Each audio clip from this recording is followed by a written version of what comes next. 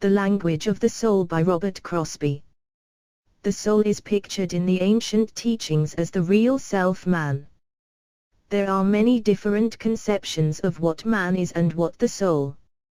From Christian teachings we are led to believe that man has a soul, and may save it or lose it, the idea generally held in the West.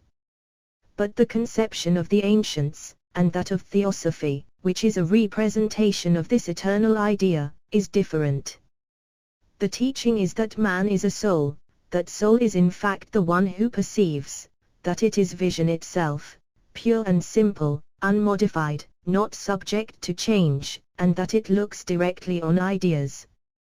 This idea presents the fact that the real man, in whatever condition he may be existing, whether asleep or awake, whether in a physical body during his lifetime, or whether in another form of body after death or before birth, or before the existence of this planet or this solar system, that this real man was the same perceiver, then as now, the same soul all the time, the creator of all the conditions that have arisen, the intelligent creator of this universe, in connection with all the beings below him and all the beings above him. Man thus forms part of one great brotherhood, and this bond of brotherhood extends throughout, from the lowest being to the very highest.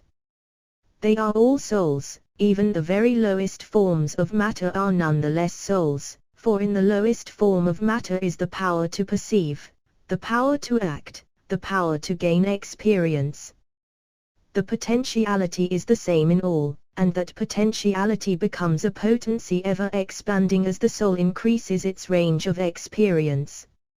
All the forms, the bodies, that compose the universe are the results of the experience and action of the souls inhabiting them.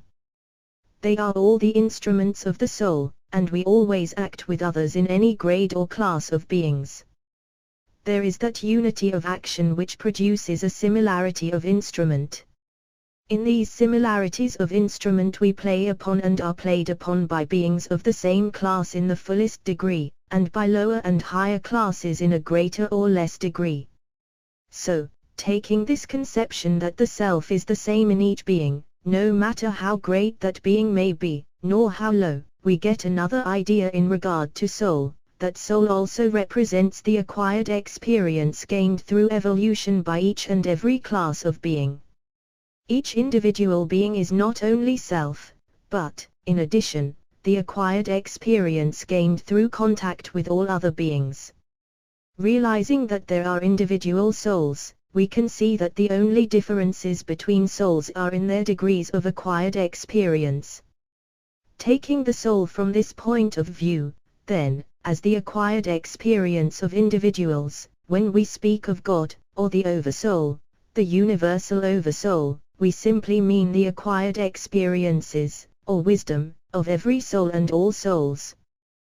That would be the meaning of the sentence in the Bhagavad Gita that the self is wisdom itself, the object of wisdom and that which is to be attained by wisdom, full consciousness of the union of all souls, or spiritual identity.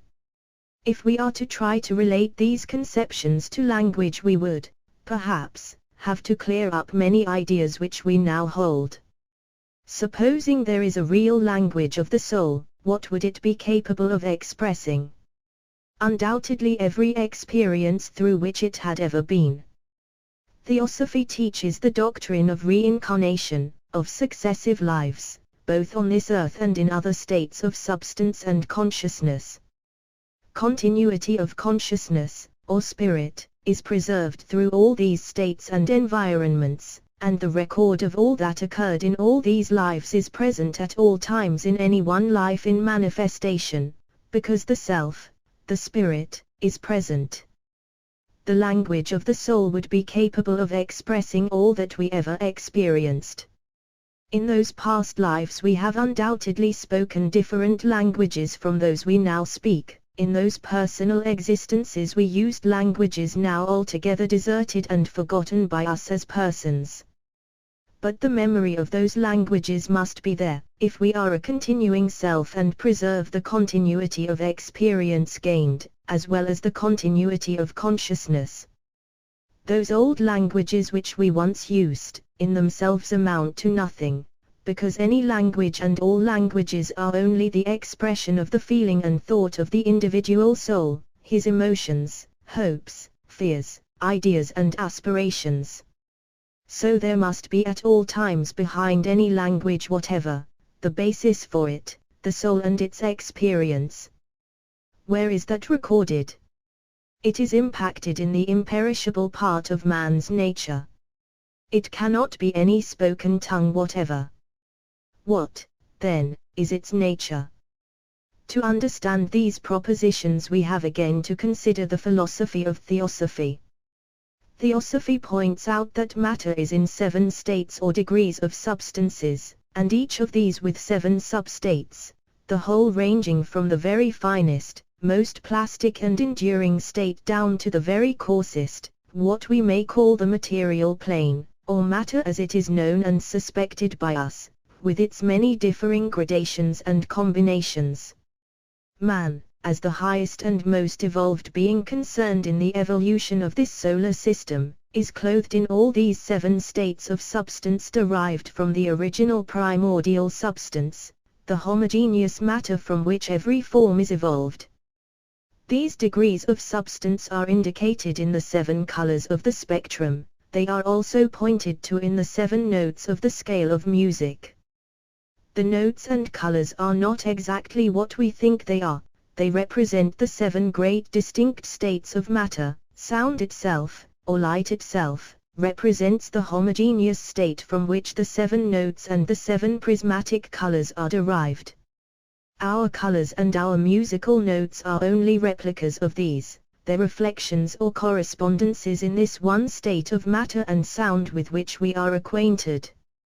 We know there are 7 colors, we know that there are other octaves of color beyond those, which our eyes are unable to transmit to us, some so high, some so low that our eyes will not register their vibrations. The same is true with sound. We are able to detect several, but there are degrees of sound beyond the highest we are able to detect, and also sounds too low for us to hear. Let us call the soul the ego, perhaps that, for us, is the most compact expression for what is meant by soul, since it includes both the one who perceives and his perceptions, both the one who knows and his experiences. Well, then, the ego has a language of his own, and that language is one of color, sound and symbol. It is a language that may be seen, that may be heard, that may be felt. It is by means of this language of the soul that the experiences of others may become directly known to us, comprehensible to us, no matter what vocal tongues we may use. This is why it was said in old times, as mentioned in the Bible, that the wise understood every man speaking in his own tongue, although many different languages were used, then as now. It was because these wise men could read back of the spoken language, that they knew the very thoughts, feelings and natures of the speakers. That is why in any person's motion, even so simple an action as in moving from one chair to another, quality of the thought, the very nature of the person, is clearly shown by the assemblage of colors and shades of colors produced by the action. The same with any uttered sounds or speech, no matter what, the centers in the body are set in motion, each having its own particular telltale colors and rates of vibration. Strange as it may seem to us, colors may be heard, sounds may be seen, and forms may be experienced, because all are merely different rates of vibration, the motion of intelligent consciousness, or spirit. They are all correlated, and one does not exist without the others. They are merely aspects of that which is the real propulsion of the soul itself, or the conscious being.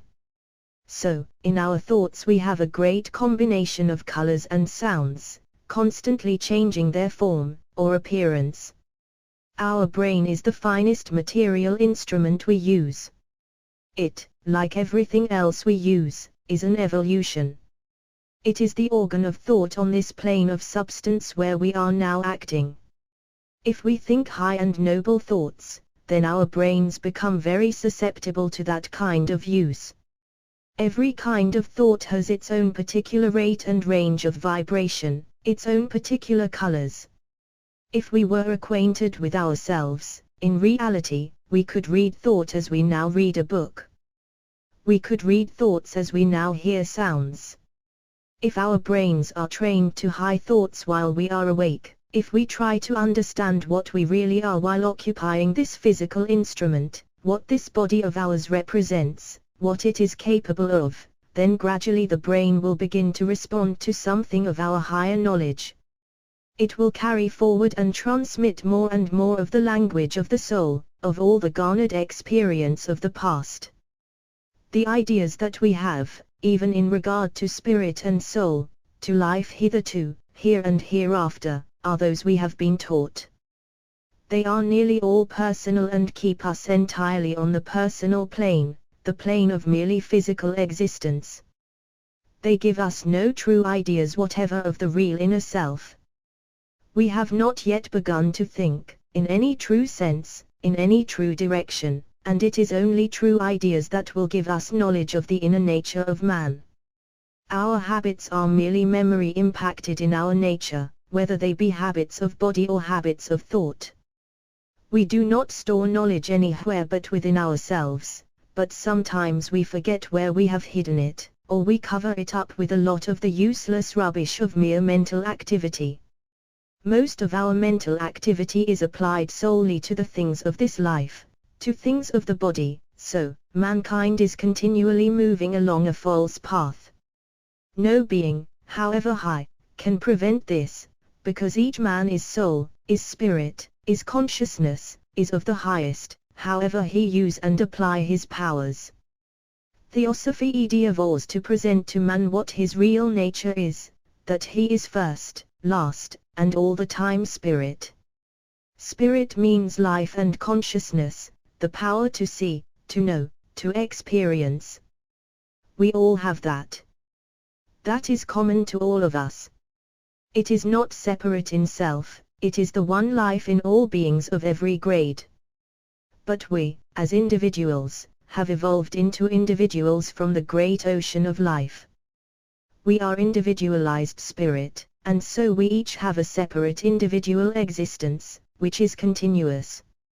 In that sense we are an evolution, but an evolution of spirit, not matter, an evolution of knowledge, not of form only. This has been obtained through observation and experience. Whatever differences exist are because of more or less experience, or a better adaptation and application of it. There is no difference in the source or potentialities of any being. All this we shall find out, if we move along the path shown. For it is not an uncharted path. Remember, others have been along that path before us. They are our elder brothers, Jesus, for example, Buddha for another, and all those who came at different times as saviors to the many different peoples. They had all acquired the language of the soul. They all had a common body of knowledge. They come amongst men from time to time, as the intelligence of humanity progresses, and give out as much of that knowledge as the then existing state of humanity permits. They came again in our own time, and greater than those who so came there has not been. Why should anyone say that? Because other saviors came to separate and distinct peoples, but the message of Theosophy is not to any one nation, not to any one class of beings, but to the whole world. That knowledge is obtainable by any self-conscious being for himself, for it is not a question of our ideas, of our present perceptions of morality or success, nor of external power, but of spiritual perception, of the language of the soul. We may make all the mistakes in the world, according to the world, in the body and through the body, and yet have a power of spiritual perception that would do away with all mistakes. We would not have to have any vicarious atonement, but would be able to act in a proper relation with every being. Our thoughts and actions would be in accord. But we would have to go through the crucifixion of the false ideas in ourselves, and arise as the Saviour did, to the right hand of the Father, the ego free from all these delusions which have caused him to maintain himself in sin, sorrow and suffering. All men desire spiritual knowledge, yet the great bulk will not abate one jot or tittle of their mental and physical absorption in present and worldly things to obtain the spiritual knowledge they say they ardently long for. They will have to move on through suffering and pain till they really desire to know the truth about themselves. If any man thinks he can get that knowledge by merely desiring to possess it, or by desiring to possess it for himself alone, he is not in the position that would permit of his knowing it. The language of the soul can be acquired only when the being realizes that his duty is not to himself, but to the highest interests of his fellow men, not to save his own soul but to lead as many of his neighbors as he possibly can in the direction of the truth, desiring nothing for himself. This very attitude opens the floodgates of spiritual knowledge within himself. Then he becomes the true enjoyer, using every power he has, all the knowledge he has, to benefit others. The man who has come to that knowledge and is on the road to its realizatio finds spiritual knowledge springing up spontaneously in himself in the progress of time. He requires no books to tell him, he cares not what religions have been, that now are, that ever will be. He knows the truth about himself and consequently the truth about all others. Why do not all men take the path to this realizatio? Is it because they have no organs of perception, are incapable of seeing? No, it is because they will not listen, they will not take what is given and try it out. They will rather follow anything that promises some success in this life. Yet they know just as well as anyone that they cannot take a single one of the successes away with them from the earth. When they go, they leave on earth every earthly thing they have accumulated. And they have to go, because they do not belong here, they are of spirit, not earth, they are only working in this matter for a while. They all know that, and yet dream of possessions. No one damned any of us to this condition in which we find so many. No conditions compel us to stay in a state of mental unrest, inactivity or ignorance. All these things are imposed on us by our own hard and fast conclusions as to men, things and methods. These keep us fast bound in our present conditions and will continue to hold us, as long as we maintain that attitude of mind, and cling to false ideas of God, of nature, and of man. We keep the doors closed of our own will. In ignorance. Yes, but who remains ignorant? Those only who will not hear, those only who doubt the language of the soul.